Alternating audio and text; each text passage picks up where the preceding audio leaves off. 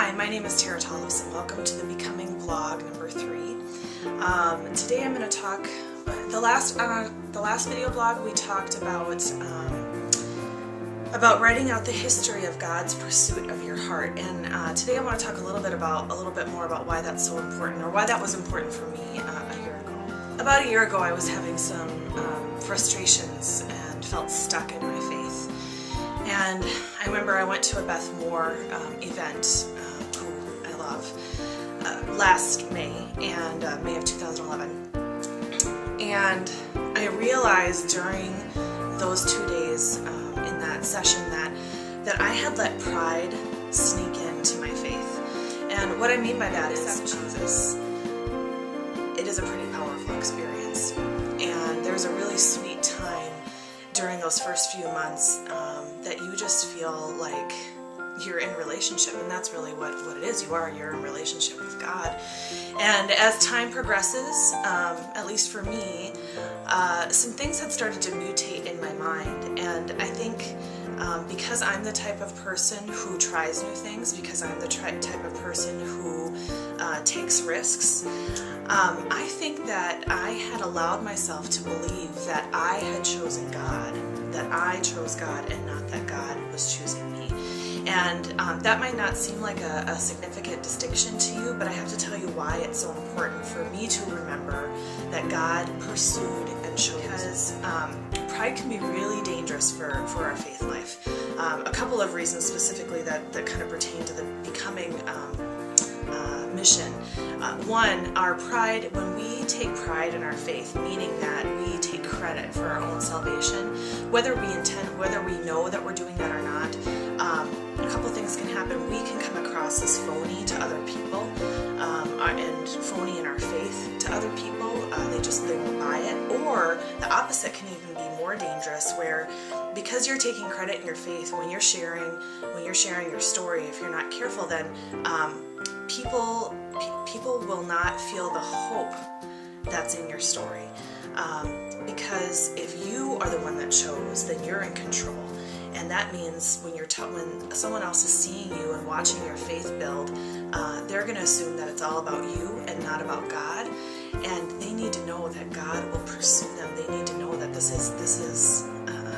that God is pursuing them, and that the only choice that they have to make is to accept God's love. But it's not that we have any control over our own salvation. I hope that's connecting. I hope that's making sense. So our pride can kind of lead to a sense of hopelessness for others if we're not careful when we're conveying our faith story. But our pride can also lead to a sense of hopelessness for ourselves. Life is hard. I was just reading in the Jesus Calling devotional that God promises there will be trouble in this world, and so there are a lot of challenges that we have to go through. There are goals and dreams that you have, that I have, and if it's all up to me,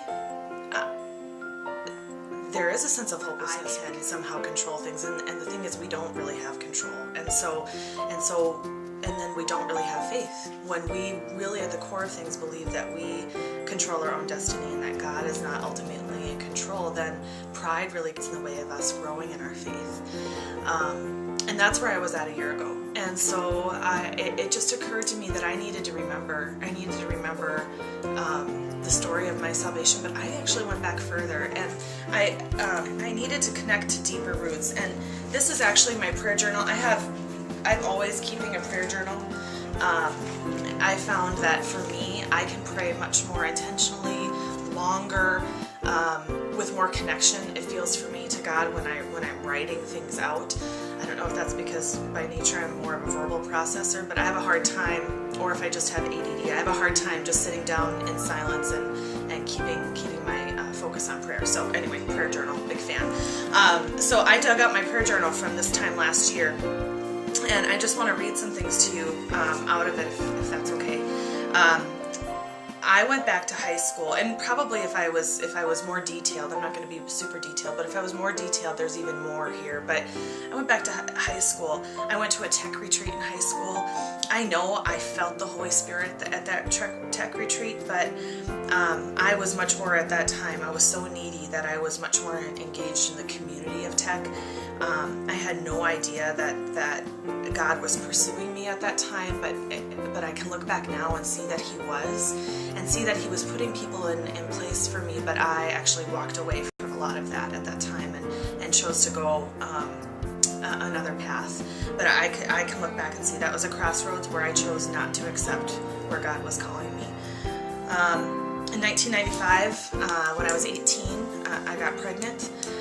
That's a whole story for another vlog, but I was scared, and I really relied on my family, and I look back and I realize how blessed I was by my family and how God was loving on me even in that time. I remember so clearly that I had went to see the priest at my church, and he had said, "Oh, I'm so sad to see single moms keeping their babies." And you know, he's human, and I forgive him now, but at the time it was so devastating to me to be hearing that from a person of the church, because he thought I should give my baby up for adoption, and he basically told me that children of single parents don't have a chance. And I'm not sure what his intentions were in telling me that, but I have to tell you, as a scared 19-year-old new mom, I was mad, and I was really mad at the church.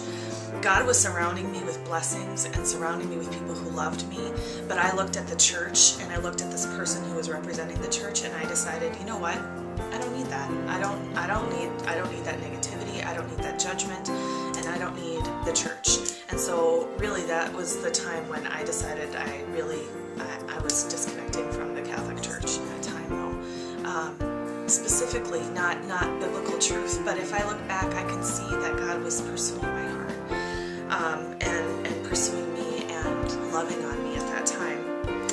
In 2003, I went into therapy. I was struggling with a lot of issues around self-esteem and self-worth, which is I think the number one reason for teen pregnancies is young women trying to find self-worth in the wrong places. It's, like I said, a whole other video blog. My therapist at that time was a Christian, and it's funny, I don't remember this, she has since told me, but she tried to talk to me about Jesus and about my faith, and I threatened to fire her if she ever talked to me about it again. I was so closed off. And again, I look back, and God had given me all of these options, all of these choices, because we have free will. We're able to choose Him, because love, unconditional, true relationship, true love is not forced, and it's not manipulated. And so He's pursuing you. He's pursued you. If you're watching right now and you have not accepted Jesus, I'm telling you, He's pursuing you. You get to continue to choose not to choose Him, but that's your choice, and that was my choice. And so I look back, I was so bitter. I threatened to fire my therapist if she ever brought up Jesus or God in therapy again. And I know now that she was praying for me at that time. In 2006, my brother and sister-in-law were saved, and I wouldn't let them talk to me about it. I saw changes in them that I thought were really good, and I thought good for them. But because they were new and they were exuberant, I felt they were judgmental and pushy. Looking back, I'm not sure they were, but that's just how I experienced it. And they tried so hard to share the gospel with me, and I just was closed off, and I said no. In 2005, my coach, I had left therapy, and my coach, Michelle Pape, who was an absolute angel in my life. And I wouldn't let her discuss faith with me either. She told me that we could bring the faith element into my coaching, and I told her no. And I remember I did a focus group for her, because in the business I used to own, I did focus groups for people, and I did a focus group for her about a retreat that she wanted to do. And in that focus group, we talked about whether or not faith should be an element of the retreat. And there was a lot of high emotions at the table, because faith is highly charged. The topic of faith is highly charged because people believe it's deeply personal, and it is. And I remember at the end, she asked me why I felt so strongly about it. And I snapped at her and just said, it's personal, and not everyone wants it pushed on them. And I closed that door. So I just, time after time, I was slamming doors. I was slamming doors in God's face. And and I was absolutely hostile. And then I think God looked at my heart and looked at my hostility and knew what was needed, and he brought Pam Nelson into my life. And Pam was the ultimate example for me of a woman who stood on solid ground, wore peace. She wears peace like a garment, the peace of God, and I was attracted to her peace and her stability.